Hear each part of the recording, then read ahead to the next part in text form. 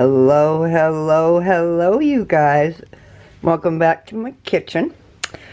Today I'm using a different camera. I was asked by a subscriber that when I do certain instructional videos, if I could try to use a different camera because of the zooming in and out. Look at that. Look at that, guys. Yeah. Okay, I think I'm going to be using this camera from now on. Oh, yeah. Anyways. Whew. So, today in the kitchen, we are going to be doing something my grandma and great-grandma did all the time.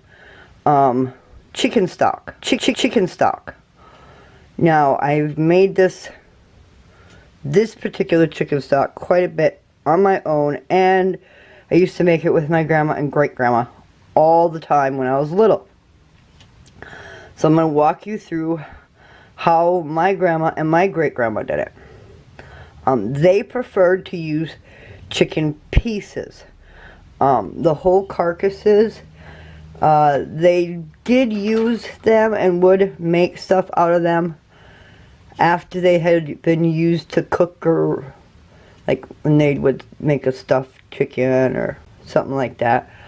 But my grandma told me one time that a lot of times they just threw the carcass to the pigs, and they preferred to use pieces. These are leg pieces, thigh pieces, things like that, because the bones in them are bigger and it's easier to clean, and they always had so many chicken scraps and pieces and parts that it was easier for them to make it this way out of parts and pieces. So that's what I'm doing in here. And you always want to have between 8 to 15 pounds of chicken pieces.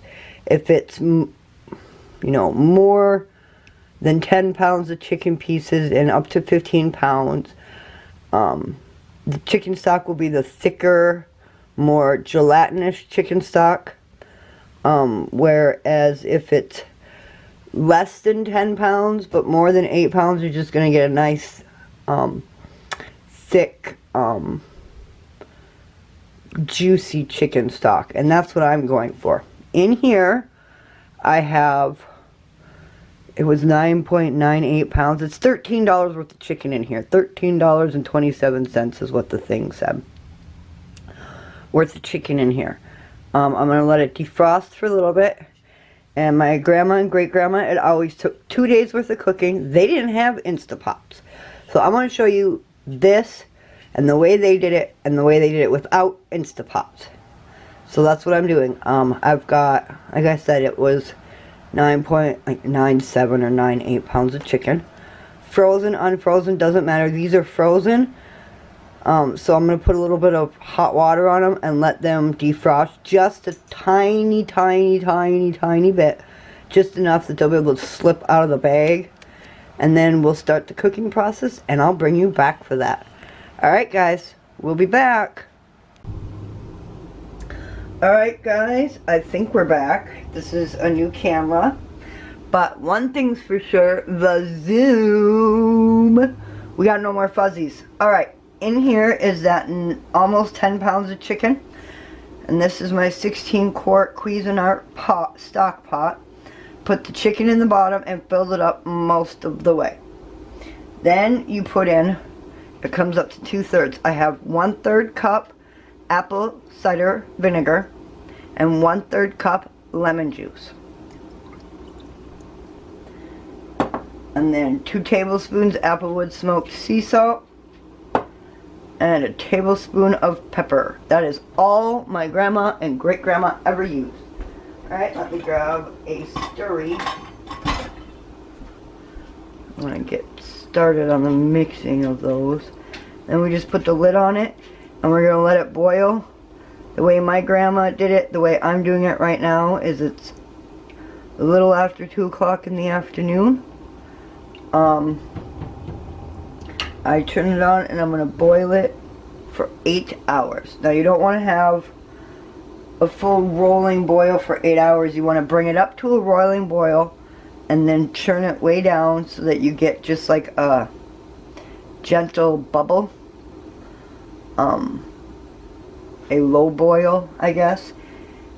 And then since you don't generally have 16 straight hours in a day to boil it, the way my grandma and great grandma always did it is they started it one day in the afternoon, like now. Wow, this is cool. Not once has this gone out of focus with me talking and moving my hands all around like my old camera used to. Anyways, they'd start it in the afternoon and they'd boil it for 8 hours, and then they'd turn it off and let it cool down. And then most of the time they did this during the winter because they'd bag up the parts and stick them in the, you know, freezer and then pull them out frozen, and they do it in the early part of winter. And then they would take it outside and just stick it right in the snowbank, because then you're not cooling off your refrigerator or your freezer, and it stays cold all night long and it doesn't freeze. That's air bubble escaping the chicken as it's defrosting. Don't worry guys, this is not a brewing brew pot. Those are just bubbles from air pockets. Anyways, they'd just let it sit in the snowbank overnight, and then they'd wake up in the morning, and as soon as they woke up in the morning, they'd bring it in. It wouldn't freeze, but it'd get good and cold, and then they'd bring it in right away in the morning when they woke up and turn it on and boil it again all day long for 8 hours, and then that's when you start the cleaning and the separating part. So tonight I'm going to be putting on the lid and boiling it for 8 hours this evening. I will put it in my fridge. I will let it cool off, well, my freezer actually. I'll let it cool off for about 2 hours so it's almost completely room temperature before I put it in my freezer. I don't put it outside in the snow. This is the 21st century, not the 1950s, 60s, 70s, and 80s. So I put it in the freezer. But then we're gonna bring it out and we'll boil it again tomorrow, and I'll just bring you back throughout the process as I'm doing this. Alright guys, we'll be back. Now that we've got a good heavy rolling boil going on, we're going to take off the lid and turn down the temperature. I have one of those knobs that goes by numbers, so I turn it down to 6, and it'll come down to like slightly above a simmer. If it uses those ones that does high, medium, and low, it'd be like medium low that I turn it to, and I just let it boil without the lid for, it's been boiling for 45 minutes to get up to this rolling boil, because remember, all that chicken was frozen. So I'll just let it boil for about another 5 hours, and then by then it'll be falling off the bones, and it'll be really nice. But you want to keep boiling it, because we're not only going after the meat, but we want to get into that marrow, and the longer you boil all of it together, the more nutrition you get for all of it, because we're going to be doing chicken stock, we're going to be doing canned chicken, and we'll put some spices and herbs in the chicken and cook it a little bit in a crock pot for like an hour or two, and then we'll can it. And then all the fat, the skin and the fat pieces and the cartilage and the scrap, the non-bone scrap, will be frozen for little individual doggy dinners, and I will show you how I do that. So this is going to be several videos in one, and then we break it down into each individual video for you, like I did with my 15-pound apples. Alright guys, we're going to keep letting this boil, and I'll bring you back for more stages. Alright, next what we do, we take a tongs and a meat fork, and we help the process along as much as we can, because the longer it can boil with those bones exposed, the better. Doesn't take much to help it along, and it just gives it longer for you to get that marrow and that cartilage,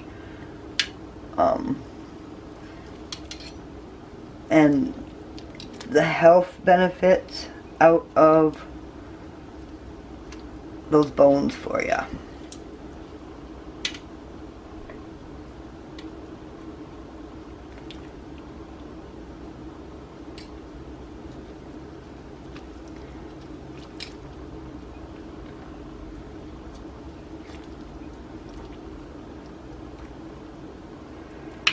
The best part about using chicken pieces rather than a whole cartridge, carcass, is you don't have the little tiny backbones and neck bones to worry about having to try to deal with. You've got larger leg bones and wing bones that you're dealing with, which makes it so that you also don't have to worry about missing any bones and somebody getting hurt. Now, if we had a farm, when I was done with everything and I started, you know, picking through it, and I had all the bones cleaned, and after I had got the bones completely, and all the meat completely cleaned of certain parts for the dogs, if we had a farm, I'd take the end result scrap to the pigs. But we don't have a farm, so in the end, the final end scrap product will unfortunately have to go in the garbage. I would put them in a compost pile if we had a farm and no pigs, but here in town I cannot put meat scraps and certain kinds of stuff in my compost bin because my HOA would not be happy with me. We already have enough problems with stray cats.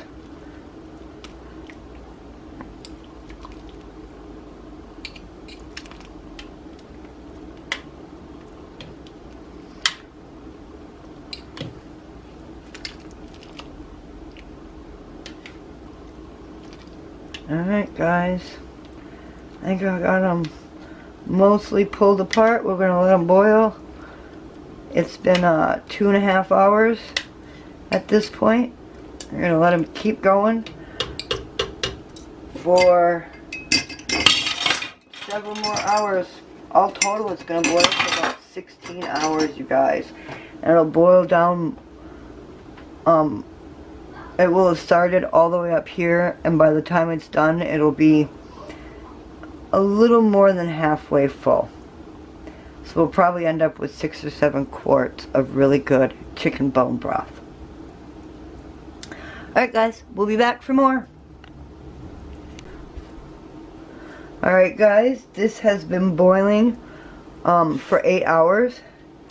And as you can see, it's just a giant, it's all separated, completely separated. The bones are starting to pit and break down, and then what we do is we turn it off and let it cool for an hour, hour and a half, and then I'm going to stick it in my big chest freezer for the night. And then when I wake up at 6 a.m. tomorrow morning, I'll pull it right out of the freezer and right onto the stove and start the whole process all over again and let it boil for another 8 hours. And at that point, the bones will have boiled down quite a bit more. Alright guys, we'll be back.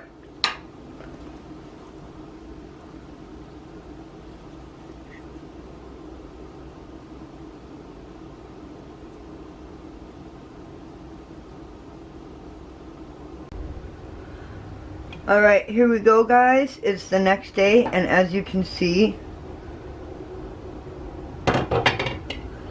that's pepper off of my lid. It didn't freeze in the freezer, but it did cool down quite a bit.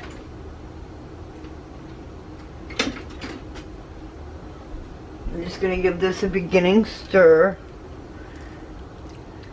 Look at all that fat and gel that's in there. It's getting to the point where we want it. Oh yeah. And then all I'm going to do is turn it on, bring it up to a rolling boil, bring it back down to a simmer again, and then let it cook again for 8 more hours today. Alright guys, we'll bring you back throughout the different processes. Alright guys, it's been boiling for another, well, simmer. I brought it up to a rolling boil and I turned it down to this low simmer. It's been doing that for another 5 hours today. And as you can see, the bones,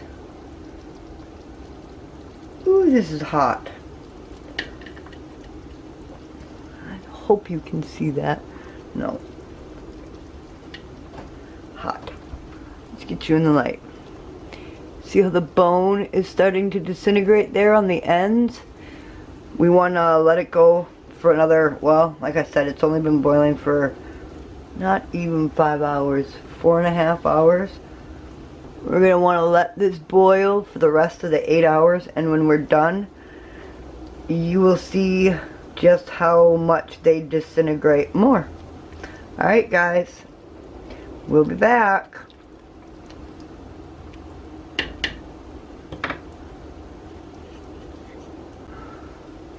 Alright guys, hey, it has been 8 hours, and this time I pulled the bone out and let it cool before I did this because they're hot and I didn't want to burn myself. Let's see if we can get, see that? How much it disintegrated on the one end and how much it disintegrated on the other. That is what it looks like after 16 hours of boiling.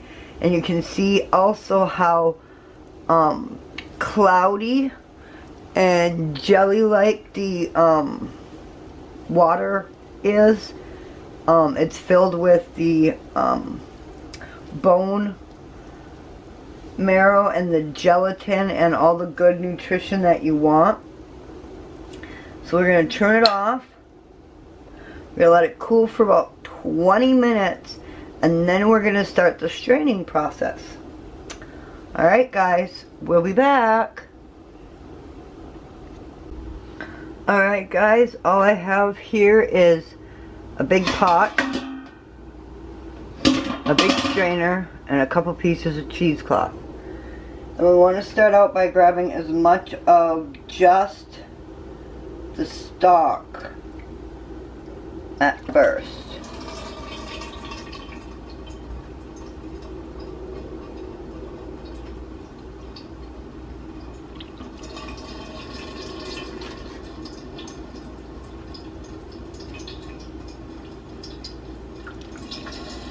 And 1 spoonful at a time, or ladleful, whatever. Strain it.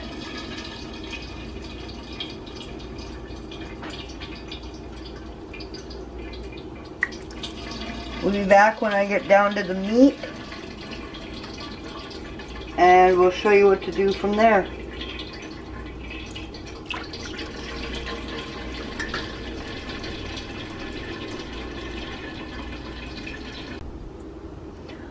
Alright, now that we've got almost all of the juice, the broth out of it, that's stuff that got picked up spoonful at a time as you're doing it. And you want to do the broth first just because it makes the overall straining process faster.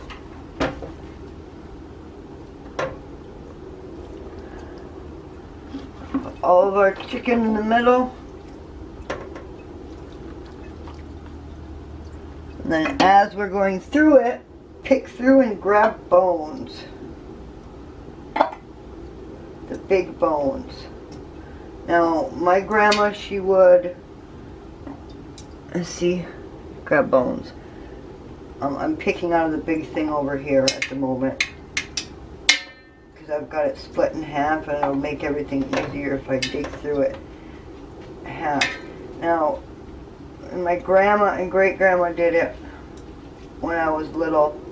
They had a farm, and like I had said before, they would take the bones, give them to the pigs. I don't have a farm, and chicken bones are not good for dogs or cats, so the chicken bones, unfortunately for me, go in the garbage. Sorry, there's a big pile of bones over here, and I'm picking through it. Picking through all this meat. Now, the cartilage end caps, here, I'll show you one.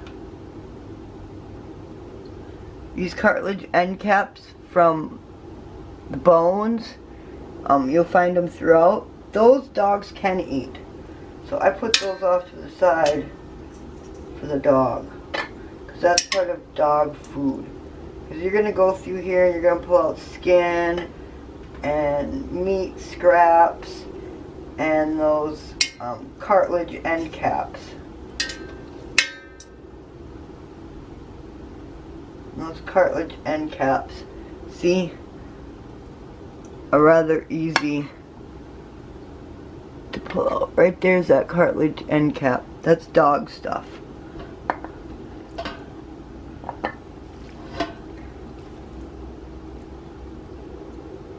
Pull out bones.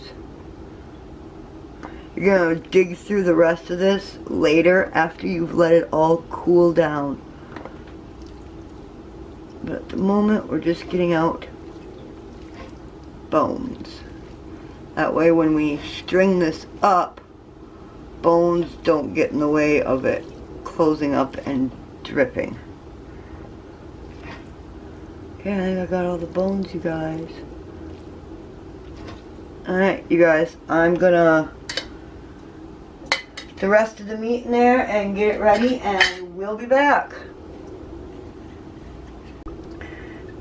There we have it. All the meat is out, and then all we're going to do is let it sit and drip like this for about 15 to 20 minutes, and then we'll close it up and pull it up with the string and tie it up and let it drip the rest of the way out, and then we'll set the meat off to the side for us to go through after it has completely cooled down to room temperature. At the most, it'll take about an hour to cool. You don't want to let it sit out any more than that, because then you start promoting the growth of bacteria.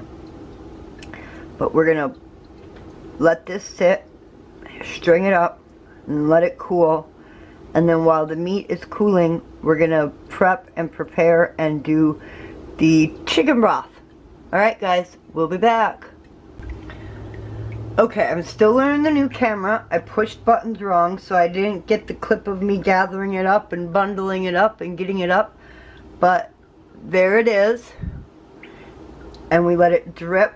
It'll drip for about 20 minutes, probably, before it stops dripping. The thing I wanted to show you, you see how thick that is in there? Let's see if I can get you maybe zoomed in so you can see a little better. See how thick that is as it drips in? That's the collagen from the bones and the cartilage and the fat, and that's what we wanted. We wanted that thick type of bone broth. This is bone broth at its best.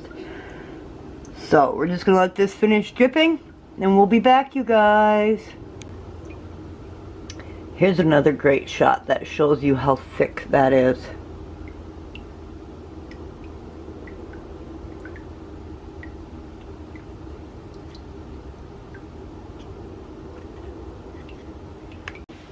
Alright guys, all I did was plop it out of the bag and into a cake pan.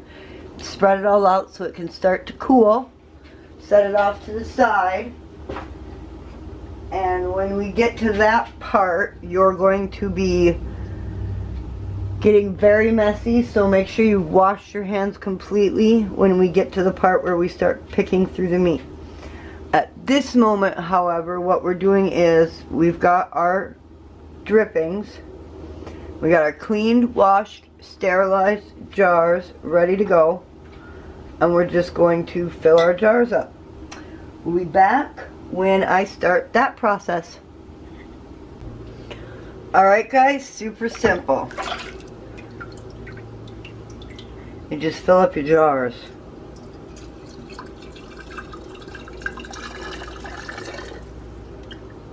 It's okay if there's little tiny strings of chicken or anything like that. This is gonna all be pressure canned at 90 minutes because it's meat. So that little bit of chicken in there is not gonna hurt it.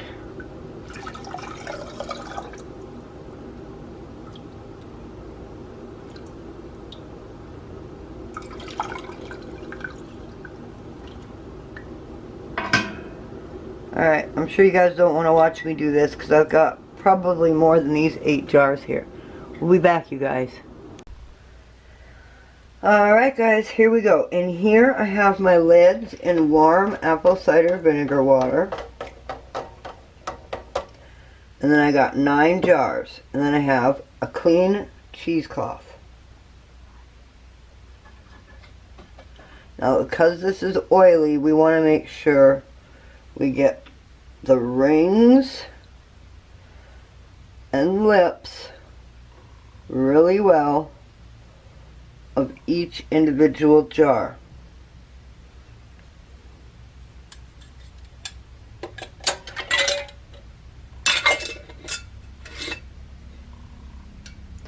Fingertip tight, off to the side. Alright guys, I'm going to do that with the rest of these and we'll be back.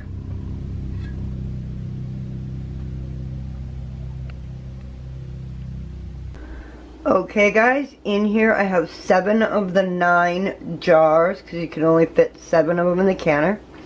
Here's a little tip and trick. Apple cider vinegar or white vinegar into the canner, a splash of it, a couple tablespoons, quarter cup into the canner will help prevent clouding and help prevent scum, especially film, building up on the outside of the jars. Especially since it's a meat product. Also, if you have the ability and it's a meat product, try to use wide mouth. If you run out of wide mouth, sometimes you don't have the option, you have to use the regular mouth. But with the wide mouth with the meat, it's easier to clean them later. Next, we're going to do our canner. You check through this hole in the middle, check to make sure you can see light. Check through that hole to make sure you can see light so that there's no blockage. And then you check this to make sure your button pops up and down. Make sure that your ring is nice and soft and not crunchy and icky. And then line up arrows, put on the lid, and when you put it on you'll hear air come out and press whoosh out, a little bit of beginning of the vacuum.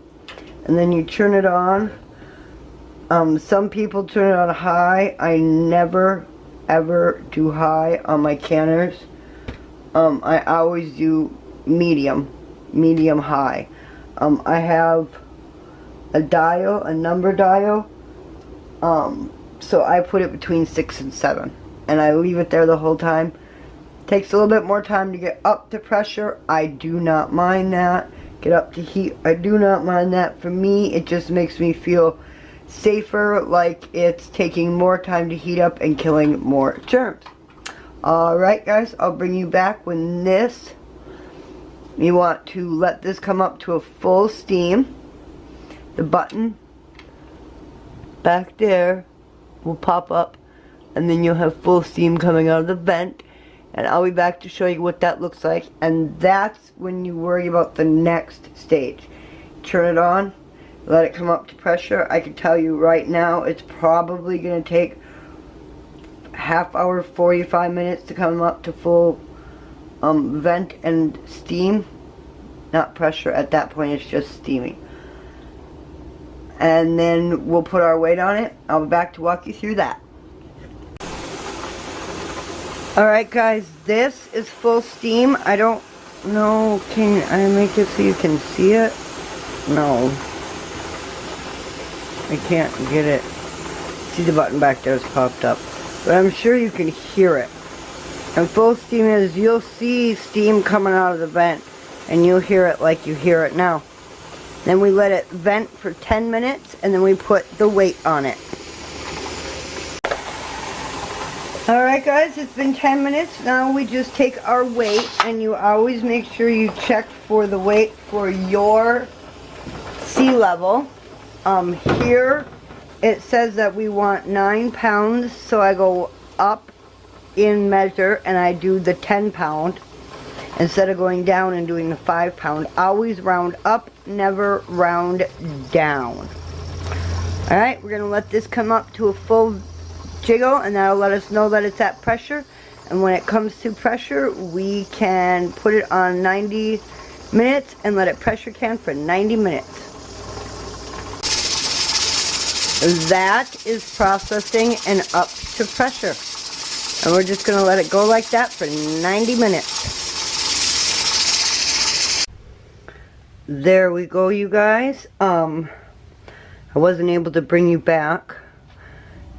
You saw it at the jiggle, but you didn't see it when it finished. When it got to 90 minutes, I turned it off and let it cool down completely. You don't move it, you don't touch it, you don't do nothing to it. You just turn it off and walk away. And then when it's done, that button there will fall back down. And I always let it sit for 5 minutes after the button falls. And then I twist the lid open and just lift it a little bit and set it back on the thing so that it's steaming out the sides. And I let it sit like that for another 5 minutes. And then I take the lid off and let it sit for another 5 minutes. And then I take my jars out. And now it's sitting and cooling. Some of my jars have popped. Some of my jars haven't yet. But they will, because they only just came out like a minute ago. There we go. Alright guys.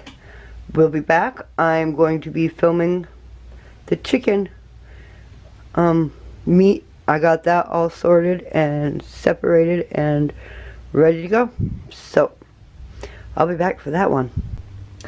Hello guys, and welcome back. We are doing the final count of everything that we got out of our chicken. Remember, it was just shy of 10 pounds. It was like 9.7 or 9.97 or 9.98. I can't remember because I just can't remember. But I do know that it was like $13 worth of chicken. So $13 worth of chicken got me all of this. I got 9 quarts of really good chicken bone broth because we boiled it, remember, for 16 hours. And parts of the bones had disintegrated into the bone broth, and that's what our goal is. Next, I got 5 quarts of shredded chicken. Now, this shredded chicken works great. I do chicken bechamel, or I do chicken pot pies, or chicken shepherd pie. One of my favorite things to do is pop it open, strain the juice from it and the chicken, and then I plop the chicken into a pot with some barbecue sauce, and basically you're just reheating it. And I have barbecued shredded chicken in 10 minutes. And then 5 quarts of dog food. Now again, I'm going to say this is rogue canning, pure rogue canning. There is no, I'm not even on the camera screen. Wow, I wonder how much of that other stuff I missed, you guys. Here's a look at the bone broth. since I missed, I'm not sure if I got that on screen. And then the shredded chicken. How beautiful that is. Yeah, gorgeous. Anyways, dog food. Dog food is not in any way recommended. It is purely considered rogue canning, but I have been doing this lots. I watched my grandma do it. Granted, my grandma and great-grandma never had Thrive Life. They had raw vegetables, but the Thrive Life works just as well. The Thrive Life just ends up sucking up all of the liquid inside, which is good, because then it makes the vegetables, they fall apart better for the dog, and they're easier for the dog to eat. So that's what I got. I got 9 quarts of bone broth, 5 quarts of shredded chicken, and 5 pints of dog food. All for $13. Alright guys, I hope you liked this series on wonderful what to do with 10 pounds of chicken. I'm going to keep doing these series because my 15 pounds of apples has really become popular, and my apple juice alone is over 1,000 views, and I know that for some people that doesn't seem like very many views, but when my average videos are getting 200 to 300 views, and sometimes it takes months for them to get to that amount of views, 1,000 views for me is exciting. So I'm happy. So all my other videos in that series are starting to climb and views. So I've got the chicken one here, 10 pounds of chicken. If you have any other ideas of things you'd like to see me, you know, another series of things you'd like to see me do, leave a comment down below and let me know. Hey, I'd like to see you do what you do with a whole turkey, or I'd like to see, well, I think you've seen me do what I do with ham. When I got my Zacon hams, I chop them up and can them. I have a video for that. You'll find that in my canning playlist. But, yeah, thanks guys for coming along, and we'll see you in the next one. And remember, everyone, stay positive. You can do it too. Bye!